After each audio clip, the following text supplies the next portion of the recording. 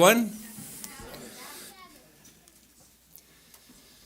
About 15 years ago, Brian Bettis and Don Harms were the speakers back in the North Glen Rec Center. And Don Harms gave the sermonette on the book of Esther. Yay. So in so doing, I don't want to alarm anyone, but he had the participation of the youth, and therefore I'm asking them also to participate as well. So in that message, Don Harms spoke exclusively about Mordecai and his genius of thwarting what happened and occurred in the book of Esther.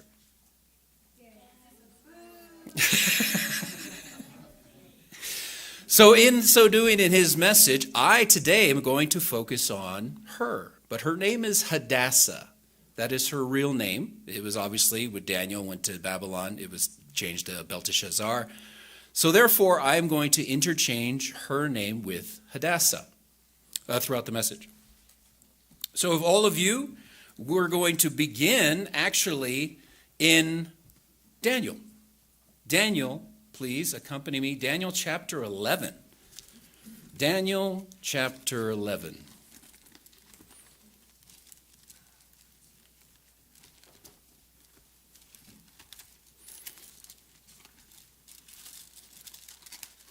Find it after Ezekiel. There you are. Daniel 11, verse 1.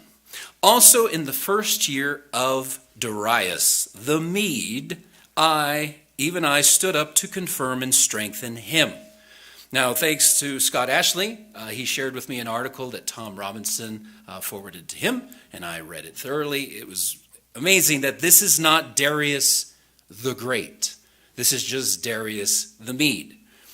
Verse 2, and now I will tell you the truth. Behold, 3 more kings will arise in Persia, and the 4th shall be far richer than them all by his strength. Through his riches he shall stir up all against the realm of Greece. Now, those of you that went to the feast in Greece, you're probably ahead of me. I'm going to cover a little bit of the history. So if you recall, Cyrus the Great, when he took power by conquering Babylon, he made a decree and allowed the Jews to return. So the book of Haggai talks about how the Jews had already been in their territory for 14 years and had not rebuilt the temple. That was the book of Haggai. That's 520 BC. So when we look at Cyrus the Great from 550 to 530, next his son is Cambyses, or Cyrus II. He doesn't rule for very long, but after him is Darius the Great. Now all of this, we know that the Bible is true. That's why we're here today. That's why we're worshiping God on his Sabbath day, but that's also why we're reading and we trust God's word to be God's word. But God is going to set this book, the book of Esther, within the time frame of actual monumental historical events.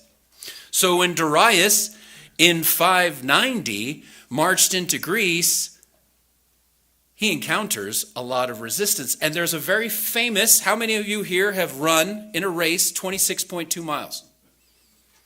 26.2 miles. And what is that called? It's called a marathon. Why is it called a marathon? Because the city of Marathon is north of Greece. Theodippides ran 26.2 miles to tell the people of Athens that they had staved off Darius the Great and that they at least could escape with their wives, their children. So by the time that the Persians marched down, there was no one there to inhabit it. Darius is angry. He thinks he's going to conquer them. No, bring the ships, but these huge, massive Persian ships, which held, I think it was around 250 to 300,000, were no match for the small Greek ships that intertwined and were smaller and could light the bigger ones on fire. Darius was defeated. He goes home with his little red wagon, and he's angry. I'm going to go back, and I'm going to teach them a lesson. But he dies. So when he dies, his son which is now, if you would accompany me, Esther chapter 1, verse 1. Thank you. Esther chapter 1, verse 1. Now it came to pass in the days of Ahasuerus. Ahasuerus, Herodotus calls him Xerxes. This was the same Ahasuerus who reigned over 127 provinces from India to Ethiopia. This is thousands of miles apart from each other to get to the capital, which is in Shushan. Verse 2. In those days when King Ahasuerus sat on the throne of his kingdom, which was in Shushan, the citadel, that in the 3rd year of his reign, he took over in 486. So this is now 483. And in the 3rd year of his reign, he made a feast for all the officials and servants, the powers of Persia and Media, the nobles and the princes of the provinces before him. When he showed the riches of his glorious kingdom and splendor of his excellent majesty for many days, 180 days. Now imagine if you look at what their empire was and you compare it to the Roman Empire going from Spain to Syria, it would take you about 3 months on a camel or a horse or a donkey. So he is having this party here, which their empire from Ethiopia to India would take you about 3.5 months on camel, on horse, or on donkey. So when you think about why he had this for 180 days or 6 months, he needed time for the people within it's an empire really, could come and see him, his glory, his majesty, and his splendor. That's why it's story. Now imagine we're all reading this and thinking, this is the Bible. This isn't the history of Persia. Why are we getting all this? But let's continue on. And when those days were completed, the king made another feast lasting 7 days. But this was for all the people who were in the capital, in Shushan, in the citadel, both great and small, in the court of the garden of the king's palace. The garden of the king's palace will be important when we get to chapter 7. Therefore, there's white, there's blue, there's curtains. It talks about the mosaics, the black marble. They served drinks in golden vessels, and each vessel was different from another, with royal wine in abundance, according to the generosity of the king, in accordance with law. The drinking was not compulsory. Now, all of us, we just celebrated the Feast of Tabernacles. The Feast of Tabernacles is Jesus Christ coming to earth and ruling and reigning with laws, with rules, with a government. This right here, these people actually had laws that you could drink as much as you wanted to, and it was legal. It's a law forbidding or prohibiting. Continuing on verse 10. On the 7th day, when the heart of the king was merry with wine, he commanded his 7 closest valets, eunuchs, Mehuman, Bertha, Harbona, Bigtha, Agapa, Zethar, Carcas, to bring Queen Vashti before the king, wearing her royal crown in order to show her beauty to the people and the officials, for she was beautiful to behold. Now, this is clearly objectification. He is taking his wife, putting her in front of these princes, these nobles, after his heart is merry with wine. He is inebriated, intoxicated, whatever you want to call it. But remember, these people are coming to see the glory and majesty of Persia, of his kingdom. Do we might have a feminine symbol that symbolizes the United States, maybe, that also has a crown on her head? That's right, the Statue of Liberty. If you're in Mexico, it's the Ángel de la Independencia, the Angel of Independence. It's in downtown central Mexico City. It's a woman with a crown holding it. Women are objectified for their beauty, but however, The point being here is we don't know what's going to happen next. But, verse 12, Queen Vashti refused, shock of all shocks, to come to the king's command, brought by his eunuchs, and the king was furious, and the anger burned within him. Then the king said to the wise men who understood the times, for this was the king's manner towards all who knew law and justice.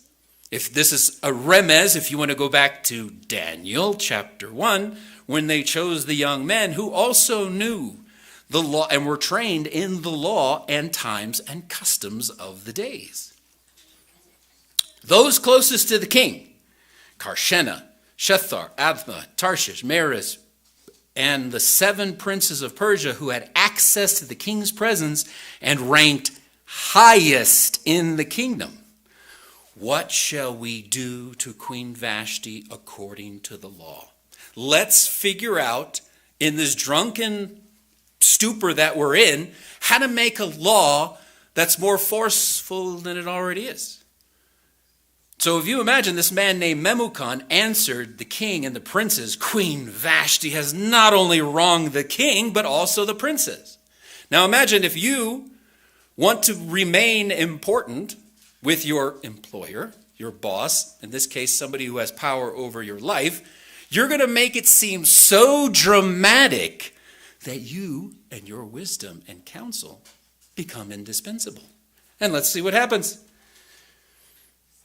But also the princes and all the people who are in the provinces of King Ahasuerus, for the queen's behavior will become known to all women and their husbands in their eyes when they report. King Ahasuerus commanded Queen Vashti to be brought in before him, but she did not come. This very day, the noble ladies of Persia and Media will say to all the king's officials that they have heard of the behavior of the queen, this will be excessive contempt and wrath. Now, does anyone here believe this? That a woman that loved her husband before this happened would ever turn right around and say, well, you know what, the queen did this. But we don't know why. All we know is the actions, the facts. But this man is exaggerating for his own effect. Verse 19, if it pleases the king, let a royal decree go out from him and let it be recorded in the laws of the Persians and Medes. Spoiler alert, there's going to be more laws and declarations going to be made in this book, so that it shall not be altered that Vashti shall come no more before King Ahasuerus, and let the king give her position to another who is better than she. The phrase actually is to a neighbor. This is another remez. Who in the Bible was told that his kingdom was going to be given to his neighbor that was better than him?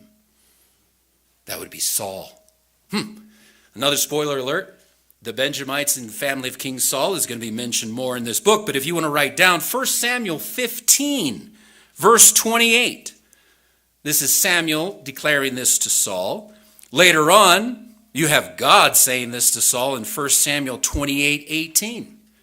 The kingdom has departed from you and been given to your neighbor who is better than you. So to continue back in chapter 1, verse 20. When the king's decree, which he will make, is proclaimed throughout all of his empire, for it is great, all wives will honor their husbands, both great and small. And the reply pleased the king and the princes, and the king did according to the word of Memucan. Then he sent letters to all the king's provinces, to each province in its own writing, in its own language, that each man should be the master in his own house and speak in the language of his own people. There's no mention of Esther in this entire introduction, but she now, who's coming later, spoiler alert, she's going to learn from this, and she's going to apply this later on in the book. Chapter 2. And after these things, well, wait a minute. After what things? What just happened? What God doesn't record in this book is that Xerxes, Ahasuerus, he marches up to Greece. He's going to repay the debt that his father accrued, that these people need to be paid back for humiliating the mighty kingdom of Persia. Well, what happens? There's a battle called the Battle of Thermopylae. Battle of Thermopylae just happens to be a bunch of Spartans. Of course, what aren't mentioned of the 300 Spartans were the 700 Thespians and the 400 Thebians. Hollywood let them out, but they were there too, fighting with the 300. But they defeated this massive Persian army. And he has to go home. So when it reads in chapter 2, verse 1, after these things, Persia just got whooped, humiliated again. This is only 10 years after Darius the Great lost. Isn't that interesting? But God doesn't feel the need to put it in there. But we know from secular history this happened.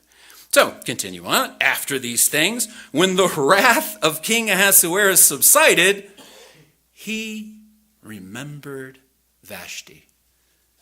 I wonder what he remembered. Doesn't tell us whether it was good or whether it was bad. He just remembers what she had done and what had been decreed against her. Then the king's servants who attended him said, "Let beautiful young virgins be sought for the king, and let the king appoint officers over all the provinces of the kingdom, that he may gather beautiful young virgins to Shushan, the citadel, and the women's quarters under the custody of Haggai, the king's eunuch." This is called a distraction. Seeing that he is licking his wounds, he has been humiliated, let's have a beauty pageant. Why not? There's about 50 million people in this empire. What are the odds of one young woman being selected to become the next queen of Persia? Going down, then the young woman pleases the king. Verse 5. In Shushan the citadel, where there was a certain Jew whose name was Mordecai, son of Jair, son of Shimei, son of Kish, a Benjamite. This is another remez. Benjamite, Kish. That's interesting. 1 Samuel chapter 9. 1 Samuel chapter 9, verse 1. If you want to write that down, that is the genealogy of King Saul, a son of Kish, a Benjamite. This man, Mordecai, and we'll read down here soon, they are of this lineage. Now, if you remember, I thought they were wiped out. This is 600 years? Yeah, 600 years after. If you recall the book of Judges, what happened at the book of Judges with the tribe of Benjamin?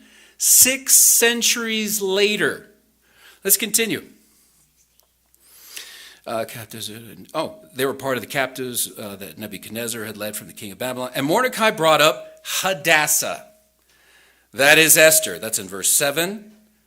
His uncle's daughter, for she had neither father nor mother. Now, the reason why I called this Grow Where You're Planted, Hadassah didn't have a choice in this.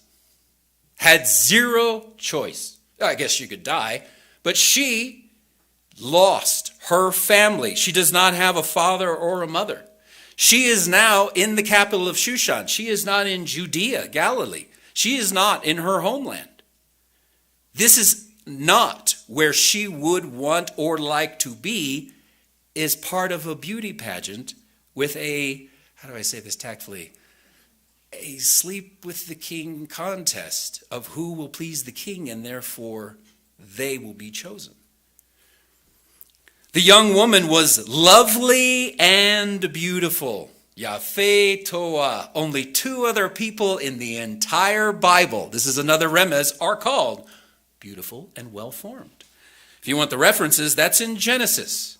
Genesis chapter 29, verse 17. That would be Rachel, who was called beautiful and well-formed. Also her son, in Genesis 39, verse 6, Joseph, was beautiful and well-formed. And we're going to have another remez with Joseph in a minute. So it was, continue on in verse 8, when the king's command and decree was heard, and when many young women, out of 50 million, were gathered in Shushan, the citadel, under the custody of Hegai, Esther also was taken to the king's palace into the care of Hegai. So now she doesn't even have where she lives. She's cut off from her friends. She's now in a palace, which, that's not terrible, but in the circumstances, it's not good. Now the young woman pleased him, that's Hegai, and she obtained his favor. There are lots of people that will obtain favor throughout the Bible. But this is important because it's included in this part of the story. So he readily gave beauty preparations to her besides her allowance. He goes above and beyond because she has found favor. Then the 7 choice maid servants were provided for him in the king's palace. Continued going down to verse 10. Esther had not revealed her people, thank you, or her family, for Mordecai had charged her not to reveal it. And every day Mordecai paced in front of the court of the women's quarters to learn of Esther's welfare and what was happening to her. She is obedient to her adopted father. He's her cousin, but he took care of her when her parents were dead. This man cares for her tremendously. But I want you to see that she does not tell the king who she is or where she comes from. That's going to be important later. Each young woman's turn came to go into the king Ahasuerus after she had completed 12 months of preparation. Cosmetics, lotions, creams, you know it. Lots of things. For 12 months for each woman. They had oil, myrrh, perfumes. Verse 13. And each young woman went to the king, and she was given whatever she desired to take with her from the women's quarters to the king's palace. In the evening she went, and in the morning she returned. We all know, spent the night there. In the second house of the women of the custody of Shahashgaz. So she leaves from being contested 102,031. She now goes to 102,031, but in a different palace, because she has been with the king. Now when the turn came for Esther, the daughter, the uncle of the Abihail, the uncle of Mordecai, who had taken her as his daughter to go into the king, she requested nothing but what Hegai, the king's eunuch, custodian of the women, had advised. She is now taking advice. This is another trait that is very important because we're going to see later on she's going to use a lot of this wisdom. And Esther obtained favor in the sight of all who saw her. So Esther was taken to the king Ahasuerus in the royal palace in the 10th month, which is the month of Tebeth, 7th year of his reign. If he started in 486, this is now 479. Then the king, verse 17, loved Esther more than all the other women. And she obtained grace and favor in his sight more than all the virgins. So he set the royal crown upon her head and made her queen in place of Vashti. Then the king made a great feast, the feast of Esther, for all his officials and servants, and he proclaimed a holiday in the provinces and gave gifts according to the generosity of the king. When the virgins were gathered together a second time, Mordecai sat within the king's gate. Now Esther had not revealed her family and her people, this is a repeat, just as Mordecai had charged her. In her obedience of protecting her family lineage, Mordecai is making sure that she is acting properly by not revealing that she is part of a people, of a tribe, of a nation within the nation of Persia. In those days, while Mordecai sat within the king's gate, 2 of the king's eunuchs, Bigthan-Teresh, doorkeepers, became furious and sought to lay hands on the king Ahasuerus.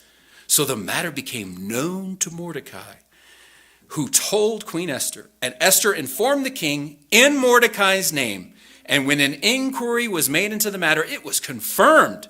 Both were hanged on the gallows, and it was written in the book of the Chronicles in the presence of the king. That's King Ahasuerus. Now in chapter 3, beginning of chapter 3, there's a lot of remez that we're going to talk about right now, but I want you to understand that before Adolf Hitler, there was Haman the Agag. Thank you. Haman the Agagite. This man has a long lineage. Those of you taking notes can write down Genesis chapter 36, verse 16. In Genesis 36, 16, Esau is the father with his concubine Timnah. They create a child called Amalek. In Exodus 17, verse 14, you have Joshua being sent out for the first time on a military conquest against Amalek. That's Exodus 17:14. And finally in Deuteronomy 25, Deuteronomy chapter 25, verses 17 through 19, Moses charges all of the Israelites before they go into the land. This is at the end of Deuteronomy. Remember what Amalek did to you on the road and blot their name out from under heaven, is what Moses charges the Israelites.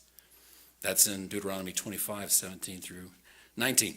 Now that we have that taken care of, chapter 3, verse 1. After these things, what things? Well, after the king almost got assassinated, King Ahasuerus promoted. If you don't know the story, you'd think, oh, it's the guy that just saved his life. No, it's Haman, the son of Hammedatha, the Agagite, and advanced him and set him above all the princes who were before him. Now, isn't that interesting? I'm going to take a little bit more time and go to 1 Samuel 15. Because I told you Amalek, that is the lineage. But let's talk about 1 Samuel 15, verse 1. Now Samuel also said to Saul, this is the son of the Benjamite, son of Kish, the Lord sent me to anoint you over his people, over Israel. Now therefore, heed the voice of the words of the Eternal. Thus says the Eternal of hosts, I will punish Amalek for what he did to Israel, how he ambushed them on the way when he came up from Egypt. Now this is Samuel to Saul from God's own words. Now go and attack Amalek and utterly destroy all that they have. Do not spare them. It's a little graphic, but kill everyone. Burn their possessions. Don't take anything. That's my summarization of what he tells them. Nothing. That's it. Pretty clear. So Saul gathered, this is verse 4, gathered the people together, numbered them in Telaim, and 200,000 foot soldiers, 10,000 of Judah. Saul came to the city of Amalek, lay in wait in the valley. Saul said to the Kenites, go and depart, so he saves their lives. Down to verse 7, and Saul attacked the Amalekites from Havilah to Shur to Egypt. But, verse 8, he took also Agag, king of Amalek, alive. I'm going to repeat that. He also took Agag, the king of the Amalekites, alive. That's in verse 8. And utterly destroyed all the people with the edge of the sword, but Saul and the people spared. Now this is the people as well. Spared Agag and the best of the sheep, best of the oxen, fatlings, and the lambs. All that was good. But everything that was vile or worthless, they utterly destroyed. That's not what Samuel said at all. Now the word of the Lord came to Samuel. I have greatly regret that I set Saul up as king, for he has turned back from following me. Now all of us that read the New Testament, if you love me, you will keep my commandments. Isn't that what it says in John 14? But right here you have Saul has not performed my commandments, and it grieved Samuel. And he cried out to the Eternal all night. When Samuel arose in the morning to meet Saul, it was told Samuel, saying, Saul went up to Carmel, which is a lot further away. It's a 3-day journey. And indeed, he set up a monument for himself. And he has gone on around, passed by, and gone down to Gilgal. So up to Carmel, now he's down to Gilgal. Then Samuel went to Saul, and Saul said to him, Blessed are you of the Eternal. I have performed the commandment of the Lord. Did he? No, he didn't. In his own version, in his own mind, his own decisions of choosing, like a buffet, what I'm going to worship and what I'm not going to. And once he said, I performed the commandment of the Lord, Samuel says, then what is this bleating of sheep and lowing of oxen that I'm hearing? This boo, boo, bah. What's going on here? I thought you were obedient. And Saul said, they brought them from the Amalekites. Not me, it's they. This is the king. This is God's representative of him, his people, King of Israel. For the people spared the best of the sheep and the goats to sacrifice to the Lord.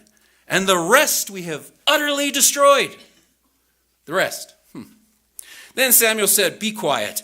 I will tell you what the Eternal said to me last night. Saul says, speak on. When you were little in your own eyes. We didn't have time to cover it, but when he was hiding in the baggage, back in 1 Samuel chapter 10, when he was anointed, were you not the head of the tribes of Israel? And did not the Eternal anoint you king over Israel? Now the Eternal sent you on a mission and said, go and utterly destroy all of the Amalekites and fight against them until they are all consumed. And why then did you not obey the voice of the Lord? Why did you take the spoil? That'll be important in Esther chapter 9. And do evil in the sight of the Lord. And Saul said to Samuel, but I've obeyed the voice of the Lord. Now all of us know he obeyed the parts that he wanted to, not all that God had commanded him to. Saul, in the beginning, was growing, he was developing, and then he went sideways, and he never recovered. He never sought the Lord to repent and recover. So the title of this message, Grow Wherever God Plants You. We can go on, but he says basically, Samuel right here, has the Lord delight in burnt offerings and sacrifices? This is verse 22. And as in the obeying of the voice of the Eternal, to obey is better than sacrifice. God doesn't need more lambs. God doesn't need more oxen. He can create them. He wants us to obey him. That is the point. So going back to Esther, now that I think thank you. Now that I think I got most of the story of Haman, the Agagite, chapter 3, verse 3. No, verse 2. And all the king's servants who were within the king's gate bowed and paid homage to Haman. But Mordecai would not bow, would not pay homage. Then the king's servants who were within the king's gate said to Mordecai, why do you transgress the king's command? Verse 4. Now it happened when they spoke to him day by day, he would not listen to them, that they told it to Haman, to see whether Mordecai's words would stand. For Mordecai had told them that he is a Jew. Wait a second. This is another remez. So Mordecai tells them he's a Jew. They don't like it, apparently, and they tell Haman. Now, as a child growing up, I thought Haman saw Mordecai not bowing and got angry. The courtiers tell him that Mordecai's not bowing, and they tell him why. He is a Jew. The remez is back in Genesis 39, verse 10. Do we remember a situation where day by day somebody wanted somebody to do something and they wouldn't do it. That would be Potiphar's wife. Day by day she harasses Joseph. Lie with me, lie with me, lie with me. He says no, he says no, he says no. And what does she say after she gets his garment?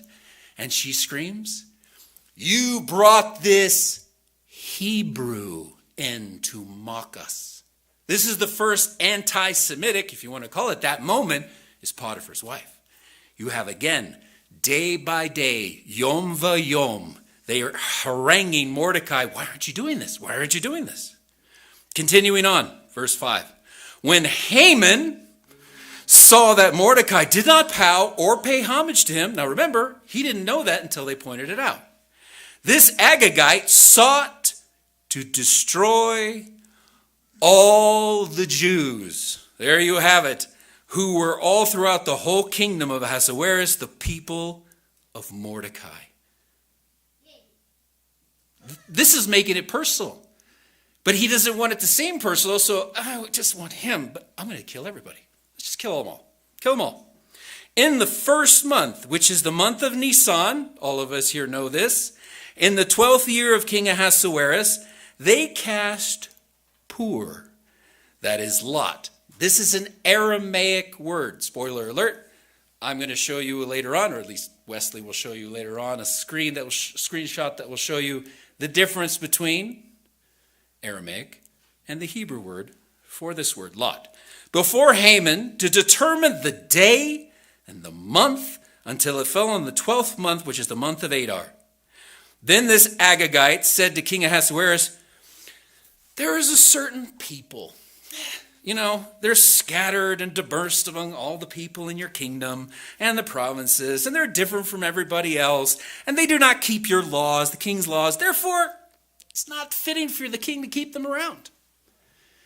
Doesn't say who it is, doesn't say any violation or anything that they're doing. Now, if we all recall, when Mr. Jones read or quoted from the book The Hiding Place, 80 years ago, there was another group of people that didn't really want to say what they were doing. They're like, well, we're going to relocate you, which just means we're going to take you and put you in a death camp. But we're not going to say that. We're just saying relocation. Then we're going to say, well, you're going to get special treatment. Well, that special treatment is torture and murder, but they don't say that. They say special treatment. Then finally, they come up with the final solution. That's genocide, but they don't call it that. It's just the final solution. When Satan is at work, he is not dealing 100% in truth. He is the father of lies. He might deal with 1% or 99%, but he's still keeping what he can twist, what he can deceive. And verse 9, this is the Agagite saying, if it pleases the king, let a decree, reference back to chapter 1, be written that they be destroyed, and I will pay 10,000 talents of silver into the hands of those who do the work, to bring it into the king's treasuries. Verse 10, so the king took his signet ring from his hand and gave it to Haman, the Agagite, the enemy of the Jews. And the king said to him, the money and the people are given to you to do with as you seem good to you. Then the king's scribes called the 13th day, so they all write these decrees, and in the name of the king Ahasuerus it is written, and the king seals it with the king's ring. And we go down to what it says, and the letters were sent to the couriers into all the king's provinces, this is verse 13, to destroy, to kill, and to annihilate all the Jews, both young and old, little children and women, in one day, on the 13th day of the 12th month, which is the month of Adar, and to plunder their possessions. Copy of the document issued in the law of the province being published throughout all the people. And the courier went out, hastened by the king's command, and the decree was proclaimed first in Shushan, the capital. Then the king and Haman sat down to drink. So this also is a reference back to chapter 1. But the city of Shushan was perplexed. That's the end of chapter 3. Let's begin in chapter 4. When Mordecai learned that all that happened, he tore his clothes, put on sackcloth and ashes, and went out in the midst of the city, and he cried a loud and bitter cry. Have we heard that before in the Bible? Yes, we have. This is another remez. Genesis 27:34. When Esau had learned that he was deceived by his brother Jacob, he let out a loud and bitter cry. Who is Esau? He's the father of Amalek. Who is Agag? The son of Amalek. Who is Haman? The son of Agag. Continuing on. So the Esther's maids and eunuchs came and told her that Mordecai was in sackcloth. So put yourself in her golden slippers. Now, if you're in the king's palace and you don't know what's going on because you're living a really different lifestyle than everybody else, you don't know what's going on outside. So instead of finding out, why are you in sackcloth, Uncle Mordecai? You know what's going on? No. Here, let me give you this clothing. He refuses. Then she asks why. Let's go down to, that he might show it to Esther. Oh yeah, so he also gave him, this is Mordecai to the eunuch, who is the messenger, a copy, written decree for their destruction, which was given at Shushan, that he might show it to Esther, and explain it to her that her command to go into the king to make supplication. So here, right here, in verse 8, Mordecai's telling her what to do. And that he might command her, that's Mordecai to Hadassah, to go into the king to make supplication to him, the king, and plead for him, or before him, for her people. She knows what she needs to do. However, then Esther spoke to Hathach and said, thank you, all the king's servants and the people of the king's provinces know that any man or woman that hasn't been summoned to the king in 30 days shows up, off with your head. So this is kind of, Uncle Mordecai, this is a little inappropriate. And he's thinking, inappropriate? We're all going to die. What are you talking about, inappropriate? And one of the most famous that a couple weeks ago, or 2 weeks ago, I forgot now, Mr. Pebworth made a quote of this part right here that we are going to read. And Mordecai, in verse 13, told them to answer Esther, do not think in your heart that you will escape in the king's palace, and more than all the other Jews. For if you remain completely silent at this time, relief and deliverance will arise for the Jews from another place. But you and your father's house will perish. Yet, who knows whether you have come to the kingdom for such a time as this? Your father's house. Who is her father? That's Benjamin. That's Kish. Who comes later on in the New Testament? That's pretty important. That comes from the same lineage. The Apostle Paul is from the tribe of Benjamin, is a son of Kish. This could be the destruction of that family line here. 600 years after King Agag was spared originally, Samuel comes, spoiler, in case you thought he was running around somewhere. Samuel kills Agag, hacks him to pieces. But he still had his harem. He still was able to procreate. And that's where we get this story. Now, this is another remez. This one's going to be a little bit more complicated, so if you wouldn't mind accompanying me, Numbers chapter 30, please. For those of you, if you hear the word remez, it is a clue, it is a hint that is used throughout the scriptures that you can find that is referencing another scripture that's connected to the original story. So I just thought I'd throw it out there in case anyone might be confused. Numbers chapter 30. Now Moses is talking to the tribes right here, and in his discussion, he's going to talk about vows. If a man makes a vow to the Eternal or swears an oath to bind himself by some agreement, he shall not break his word. He shall do according to all that proceeds out of his mouth. Or if a woman makes a vow to the Eternal and binds herself by some agreement while in her father's house in her youth. This word youth is na'ara. Esther is called this 13 times in the book. Youth, na'ara. So, and her father's house. Well, there's a connection back to, because isn't that what Mordecai told her? Your father's house will be destroyed. But there's more. And her father hears her vow and the agreement by which she has bound herself. So if she says, I'm going to fast for 7 days, and she can't, she'll be sick and die. So her father can annul the vow. But if her father overhears her, this is verse 5, overrules her on that day that he hears, then none of her vows nor her agreements by which she has bound herself shall stand. And the Eternal will release her because her father saved her, protected her, and the word is overruled her. Verse 6, if indeed she takes a husband while bound by her vows or by a rash utterance from her lips that she has bound herself, and the husband hears it and makes no response to her on that day, and he hears, then her vows shall stand.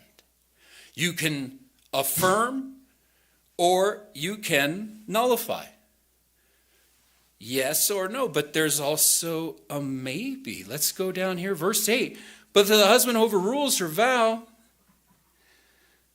uttered in her lips, if she had bound herself, and the Lord will release her. But if he hears it and he does nothing, but if her foolish, where is it down there? 11.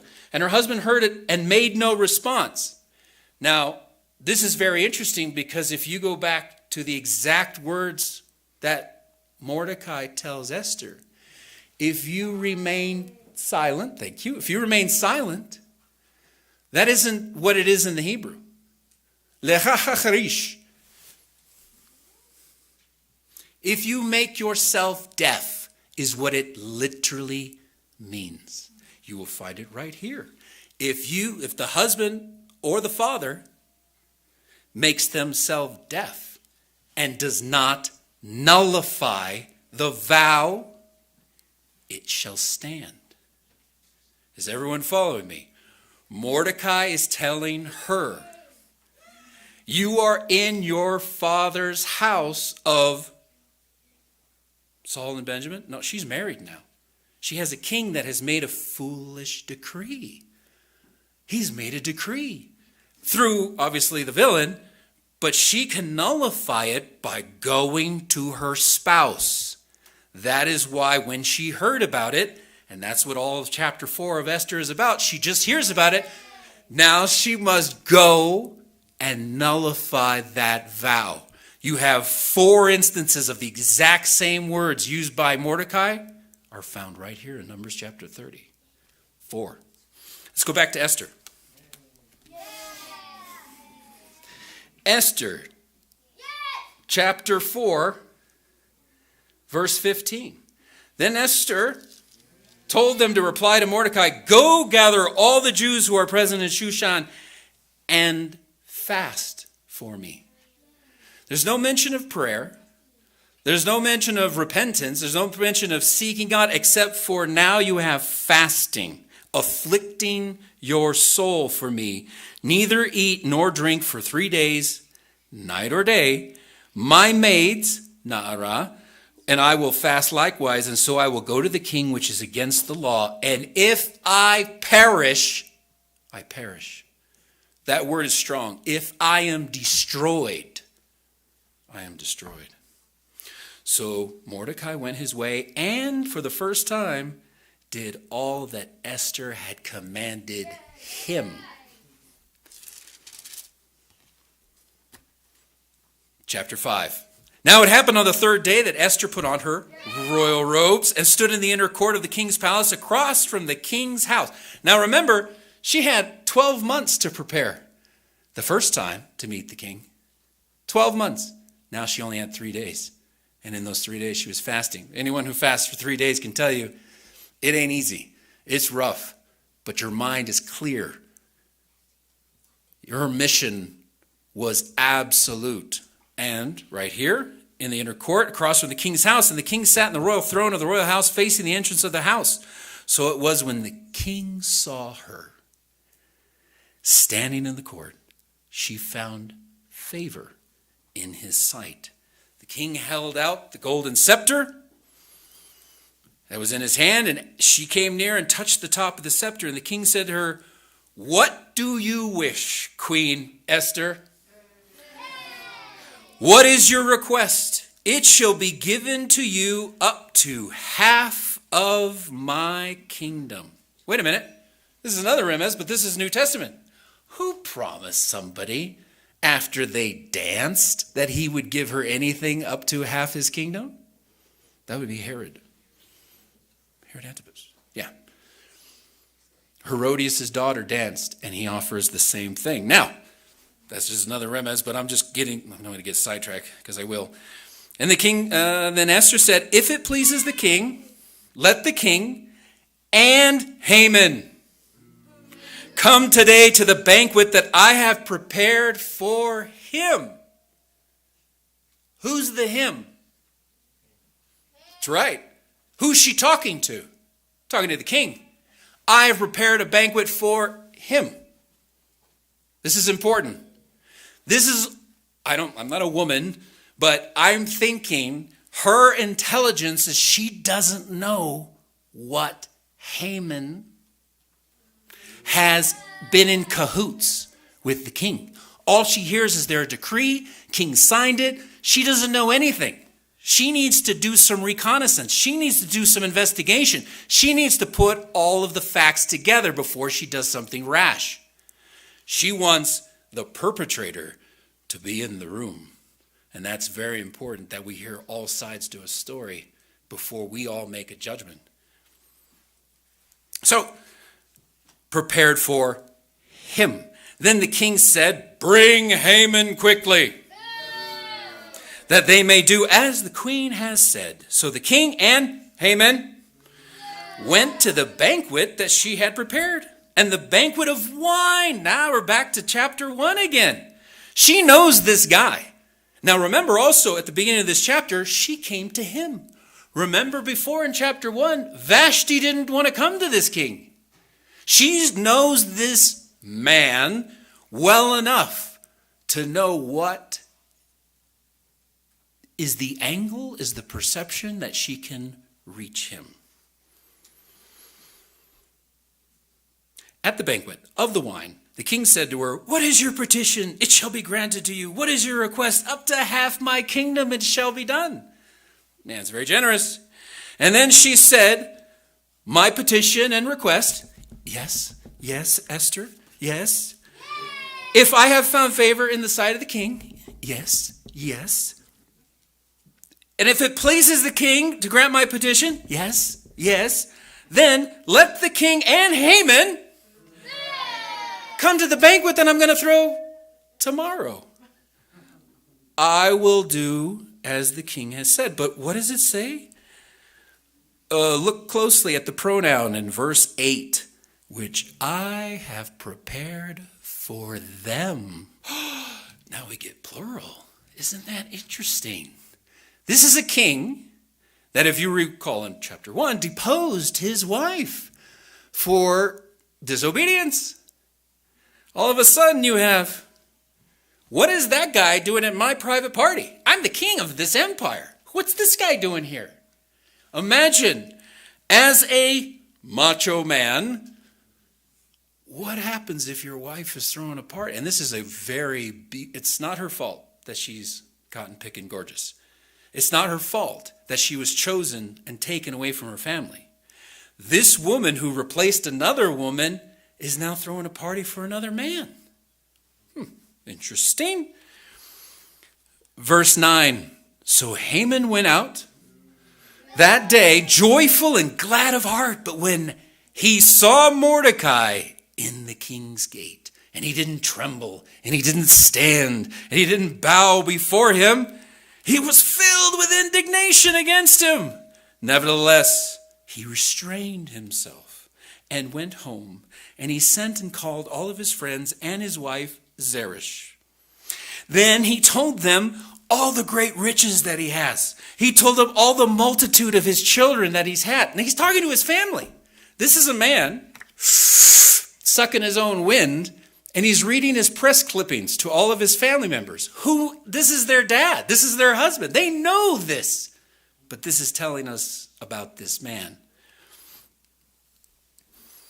Verse 12. Moreover, he said, besides Queen Esther, she invited no one but me to come into the king at the banquet that she prepared. And tomorrow I am again invited by her along with the king. But yet, all this avails me nothing so long as I see Mordecai the Jew sitting at the king's gate. Then his wife Zeresh and all of his friends said to him, make a gallows. Go make a gallows, make it 50 cubits high, and in the morning suggest to the king that, Mordecai be hanged on it. And it pleased him, and you can go merrily, and he says, this pleased Haman, so he had the gallows made. Before, when it was just kill all these people, final solution, and, relocation, that was everybody. This man has now erected a weapon of murder in his backyard for one man. This is personal. This is where it changes.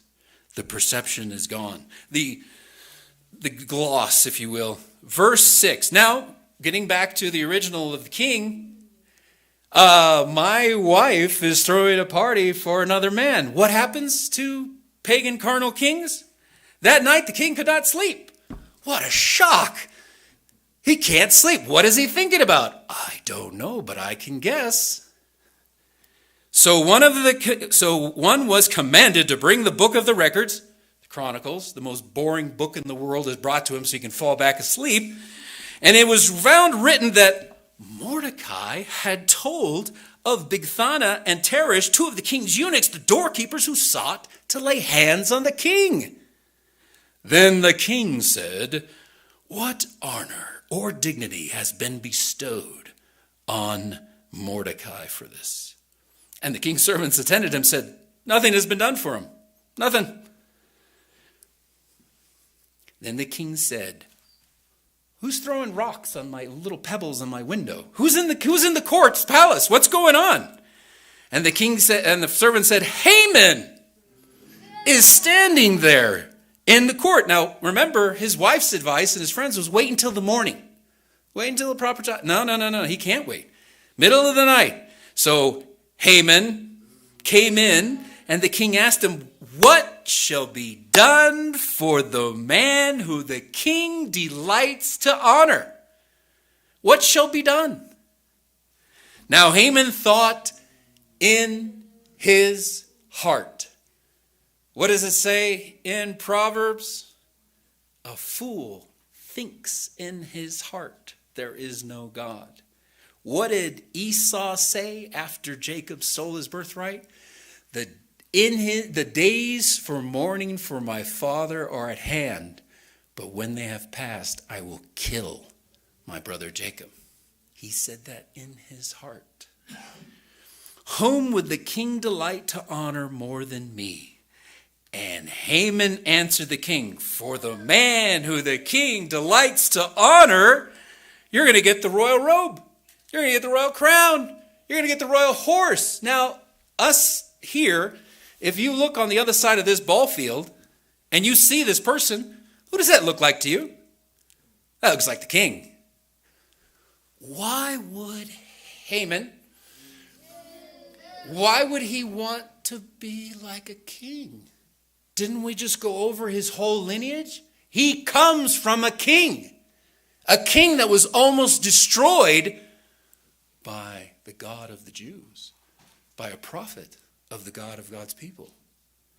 This man thinks of himself as a king. You're going to parade him on the horse and da-da-da-da. Then the king said to him, hurry, take the robe and the horse as you have suggested, and do so for just Mordecai? No. Mordecai the Jew. Whoa, wait a second. Time out. The king still doesn't know who's about to be eradicated. The king was like indifferent. Oh, here's my ring, I'm late for lunch. Whatever. Kill him if you have to, let's just drink wine. He didn't care before. Now he actually says, Mordecai the Jew, you personally. Now, if you're the vice president, I won't name ours, but if you're a vice president of a country, you would absolutely delegate to somebody else. This is you, pick it up after, because of horses. No, he literally tells him, no, you take him. And whatever you have said, do not lack it. You're going to do everything. So he takes the robe and the horse and arrays Mordecai and led him on horseback through the city square and proclaims before him, thus it shall be done for the man to whom the king delights to honor. Afterward, Mordecai just went back to the king's gate. But Haman hurried to his house mourning and with his head covered. That is foreshadowing. His head will be covered in the next chapter again. If Mordecai before whom you have... so when Haman told his wife, Zeresh, and all of his friends, everything that had happened to him, his wise men and his wife Zeresh said, if Mordecai, before whom you have begun to fall, is of Jewish descent, you will not prevail against him, but you will surely fall before him. While they were still talking with each other, the king's eunuchs came and hastened and brought Haman to the banquet which Esther had prepared. Chapter 7. Before chapter 7, let's go to Psalm, please. Mix it up a little bit. Psalm 83.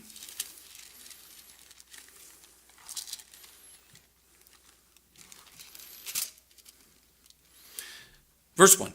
Do not keep silent, O God. Do not hold your peace, and do not be still, O God. For behold, your enemies make a tumult, and those who hate you have lifted up their head.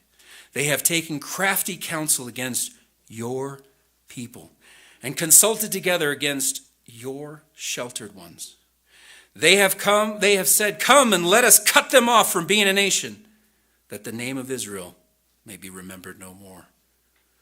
Verse 5, for they have consulted together with one consent, the form of a confederacy against you, the tents of Edom and the Ishmaelites, Moab and the Hagrites, Gebal, Ammon, and Amalek. Philistia with the inhabitants of Tyre, Assyria, deal with them. O God, make them like the whirling dust, like the chaff before the wind. We, in the 21st century, have been born, well, some of us were born in the 20th century, but now in the 21st century, we were born into this spiritual warfare that has been existing for a long time. We do not wrestle with flesh and blood, but with principalities, with spirits, with powers that we cannot see. But God has revealed it to us in his Bible that they exist. And what we just read in Psalm 83, he provides a way of protection, a way of escape. Chapter 7, verse 1. So the king and the Agagite went to dine with the queen, and on the second day at the banquet of wine, the king again said to Esther, what is your petition? It shall be granted to you. And what is your request? Up to half my kingdom. It shall be done. Then the queen answered and said, if I have found favor in your sight, O king, and it pleases the king, let my life be given to me at my petition, and my people at my request. For we have been sold, my people and I, to be destroyed, to be killed, and to be annihilated. Had we just been sold as male and female slaves, I would have held my tongue, although the enemy could never compensate for the king's loss. And the king answered and said to Queen Esther, Who is he and where is he that would dare to presume in his heart to do such a thing? And Esther said, the adversary and the enemy is this wicked Haman. And you can imagine Haman eating his chop going, what? What?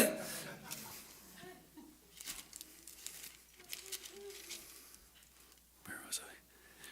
So Haman was terrified before the king and queen. Verse 7, and the king arose in his wrath from the banquet of wine and went into the, chapter 1, the palace garden. But Haman stood before queen pleading for his life, for he saw that evil was determined against him by the king. When the king returned from the palace garden in the place of the banquet, Haman had fallen across the couch where Esther was. Then the king said, will he also assault the queen while I am in the house? Remember earlier, he couldn't sleep. She was having a feast for him first, and then both of them. His mind leaps to assault. He is automatically on Esther's side. This is the wisdom of Esther trying to hedge her angles to make sure, is the king and together on this? But as soon as he says Mordecai the Jew, he deserves this. Then she knows, they're not together. They haven't conspired to conspire on this. She knows that. That's why she comes across with the second day of the banquet and reveals her hand. And verse 8. I already read that. Verse, and the Lord left the king's house. Oh, and when the word had left the king's mouth, are you going to assault the queen while I'm in the presence of the house? They covered Haman's face. Thank you. Now Harbona, one of the eunuchs, said to the king, look, there's a gallows that's 50 cubits high, which he had made for Mordecai. And who did Mordecai do? He spoke good on the king's behalf, is standing at his house. And the king says, hang him on it. So they hanged him on the gallows that they had prepared for Mordecai. And then the king's wrath was subsided. Well, wait a minute.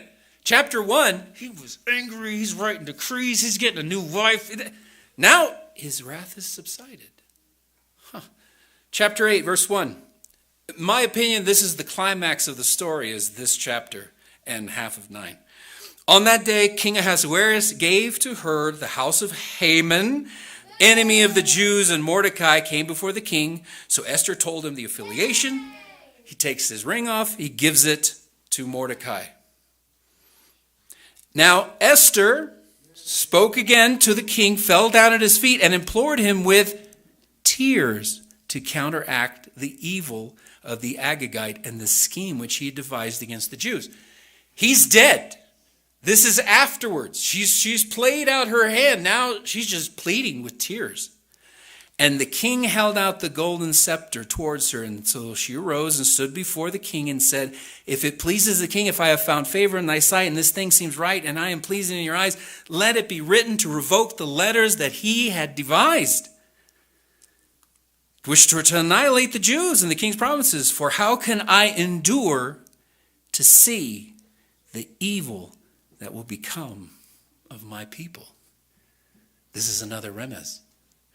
Who earlier in the Bible said, I cannot stand to bear witness of the evil that will befall my father? That's Judah. Judah is talking to the Egyptian vizier. Doesn't know it's his brother, but he says, you cannot take this son of Rachel as a slave forever. I don't care. The silver goblet was found in his sack. Take me instead. I will go to slavery for the rest of my life. I will be the payment. I will be the propitiation for him. But I cannot allow the evil that will befall my father. It's exactly, all of the words are exactly the same, just one letter. One syllable is different. Ami, my people. Avi, my father. But everything else is exactly the same. That's in Genesis 44, verse 34. Then the king said to Queen and Mordecai, "Indeed, I have given her the house of Haman, and they have hanged him on the gallows because he tried to lay his hand on the Jews. You yourselves write a decree concerning the Jews. As you please, in the king's name, seal it with the king's signet ring, for whatever is written in the king's name and sealed with the king's signet ring, no one can revoke." He's indifferent. He doesn't really care. He's certainly not anti-Semitic, thankfully. So the king's scribes were called at the time of the third month, which is the month of Sivan. Remember, it's the 12th month is when the decree is going to be enacted. On the 23rd day, it was written according to all that Mordecai commanded for the Jews, the satraps, the governors, the provinces of India to Ethiopia, all of them. And he wrote in the name of the king, sealed it with the king's signet ring, and sent the couriers on horseback everywhere. In these letters, the king permitted the Jews of every city together to protect their lives, destroy, kill, annihilate all the forces of the people or province that would assault them, both children and women, and to plunder their possessions. That's going to be important in the next chapter. On one day, all the provinces of King Ahasuerus, the 13th day, and the copy of the document was sent and issued by a decree. I need to hurry up. And who rode on the horses? So Mordecai went out from the presence of the king in blue, white, the great crown of gold. Now imagine, we had just read earlier in verses 7 through 8, the king is indifferent. But Mordecai now is dressing up in fine regalia.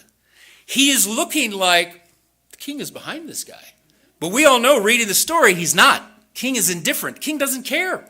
Yeah, just here's my ring, thank you. But the people outside in Shushan don't know that. They don't know that. Chapter 9. Now in the 12th month, that is the month of Adar, the 13th day, the king's command and decree to be executed. On that day, the enemy of the Jews had hoped to overpower them. The opposite occurred. The Jews gathered together and they fought against them. Dropping down to verse 3. And all the officials and provinces and satraps and the governors, all that were doing the king's work, helped the Jews because the fear of Mordecai fell upon them. For the Mordecai was great in the king's palace, and his fame spread throughout all the provinces, for this man Mordecai became increasingly prominent. Thus the Jews defeated all their enemies with the sword, destruction, and it pleased those who hated them. And in Shushan, the citadel, the Jews had destroyed 500 men. Talks about their names. And in the end of verse 10, and they did not lay a hand on the plunder. That's a remez. We already read it earlier, so I'm not going to go back there. But 1 Samuel 15. What is this bleating of the sheep and lowing of the oxen? They weren't supposed to take anything. Now they can, but they don't. They learn the lesson. They learned that lesson. And the king said to Queen Esther, this is verse 12. Thank you. The Jews have killed and destroyed 500 men in Shushan, the citadel, and the 10 sons of Haman. What have they done in the rest of the king's provinces? Now, what is your petition? It shall be granted to you, or what is your further request? It shall be done. What's missing? What happened to half the kingdom part? Where did that go? It's not there anymore. The king is now wising up to what's happening. Obviously, he still loves and adores Esther, but that's not the point. The point is he doesn't offer her half the kingdom anymore. Then Esther said, if it pleases the king, let it be granted to the Jews who are in Shushan to do again tomorrow according to today's decree. And let the 10 sons of Haman be hanged on the royal gallows. Oh, hang on a second. They're already dead. But what about the people in Shushan? If you're looking at the palace and you see the royal gallows and you see 10 sons of Haman on there, who is the palace supporting? They're already dead, mind you. Who is the palace supporting? But you don't know that. You're just a normal citizen of Shushan. You don't know that. But Esther is thinking it's about appearance. It's about presentation. It's about how do I get across my message. And my message is, we need to survive. To do according to the kings, they're hanging on the sons, and the Jews who were in Shushan gathered together again on the 14th day of the month of Adar and killed 300 men of Shushan. That's 300 more men. That's 800, just in the capital alone. The remainder of the Jews in the king's provinces gathered together, protected their lives, and had the rest of their enemies, killed 75,000 of their enemies, but did not lay a hand on the plunder. Reference back to 1 Samuel 15. But the Jews who were in Shushan assembled together the 13th day. Now they have feasting, they have a celebration, they're sent, gladness. Verse 20, Mordecai wrote these things, sent to the letters of all the Jews near and far that were in the provinces of King Ahasuerus to establish them among that they would celebrate yearly the 14th and 15th days of the month of Adar, as the days on which the Jews had rest from their enemies, the month which turned from sorrow to joy for them, and mourning to a holiday. So the Jews accepted the custom, and Mordecai had written on them because of Haman, the son of Hammedatha the Agagite, the enemy of the Jews, had plotted against the Jews to annihilate them, and had cast them, that is Lot, to be consumed and destroyed before them. But Esther came before the king, and he commanded a letter that they be devised, turned on their own heads, and the sons should be hanged on the gallows. Verse 26. So they called these days Purim, after the name Pur. Therefore, because all the words of this letter, what they had seen according to this matter, and what had happened to them. Now I'm going to ask Wesley, I don't see him, but if he could put up that screenshot. All right. Now, notice the top 3 letters on each side. They look pretty similar, don't they? If you can tell the difference between a Segol and a Patach, I'll give you $100. Aramaic on the right, that's Lot. It's the word origin of uncertain derivation. A Lot, a Jewish feast. That's Strong's 6332. On the left, it's Hebrew. To annul. To annul. What did we read back in Numbers chapter 30, the big speech of Mordecai to Esther in chapter 4 of Esther? To annul, break asunder, cast off, cause to cease, clean, defeat, disannul, and disappoint. And the Strong's number is 6565. Isn't that interesting? Look at those letters. They're exactly the same. The vowelization is different, but if you recall what we learned in the Harmony of the Gospels, there weren't vowels in the original.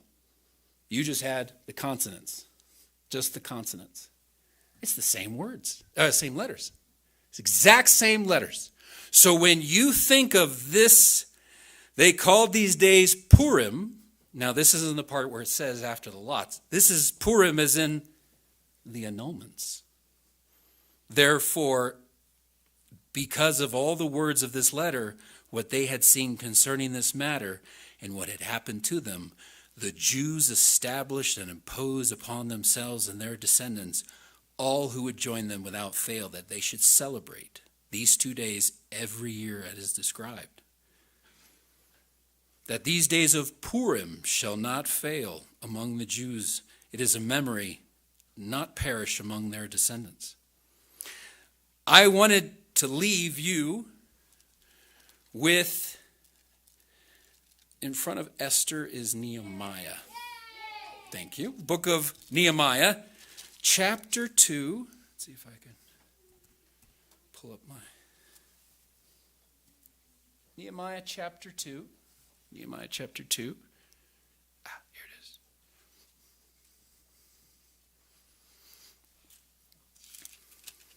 And verse 6. Then the king, this is Artaxerxes, said to me, in parentheses, the queen also sitting beside him, how long will your journey be? King talking to Nehemiah. And so it pleased the king to send me, and I set him a time.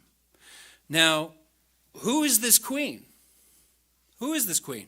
Mrs. Hale isn't here, but her husband, Dave Hale, had taught me that when in doubt, go to Jameson, Fawcett, and Brown.